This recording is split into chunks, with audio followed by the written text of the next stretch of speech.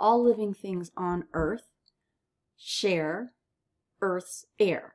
So we, 7 billion humans, plus all the other living things, the other organisms that are alive, including plants and trees, we all contribute to Earth's atmosphere. So let's look at the regions of Earth's atmosphere. When you are on the surface of Earth and extending outward into space, you can separate the regions of Earth's atmosphere by kilometers. So this is going upward is called altitude, and it's measured in kilometers. And you should recognize that K is the metric prefix 10 to the third. So this would be 10 to the third meters for all of these number values. The lowest region of Earth's atmosphere, that's called the troposphere. 75% of the air in Earth's atmosphere is actually part of the troposphere. And so the remaining 25% is these regions above the troposphere. The reason why the majority of air in the atmosphere is part of the troposphere is because it has mass and it is brought down by gravitational forces, just like we are residing on the surface and subject to gravitational forces pulling us. We need that air in the troposphere. We live in the troposphere and we breathe that air. The temperature range in the troposphere is ideal for the conditions for life, and the air is also ideal for the conditions of life.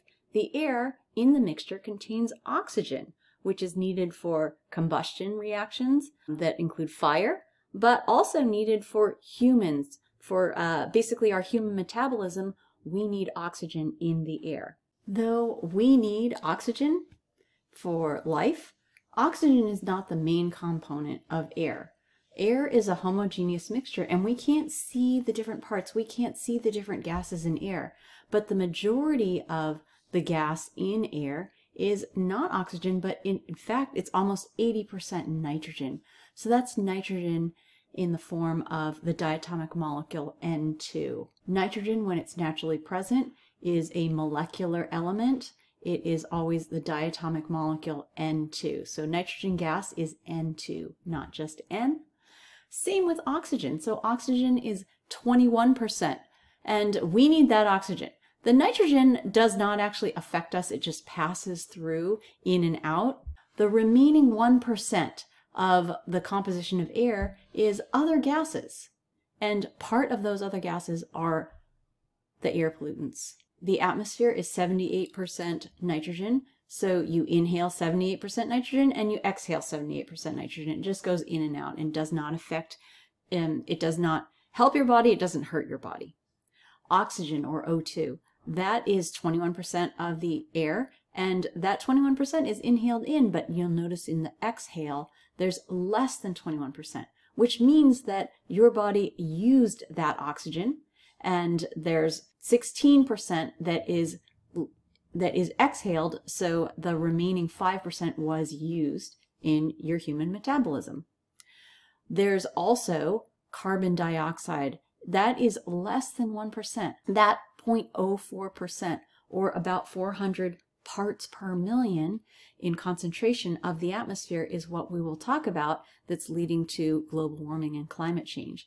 It is way less than 1%, but it is something where we inhale as part of air, carbon dioxide, but we exhale a lot more.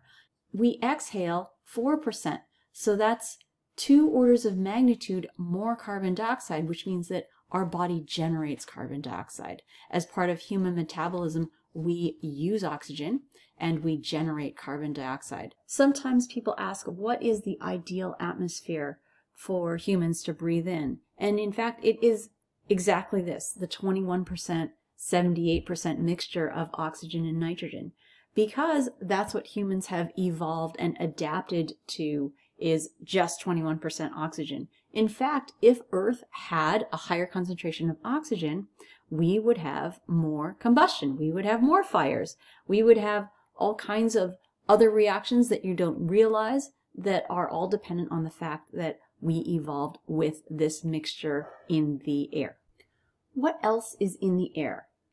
Well, there's less than 1% contains air pollutants. And so these two images show the same Tiananmen Square in Beijing, China on different days. This top image is a bad air quality day. And this has kind of a brownish tinge because of an air pollutant that is nitrogen dioxide.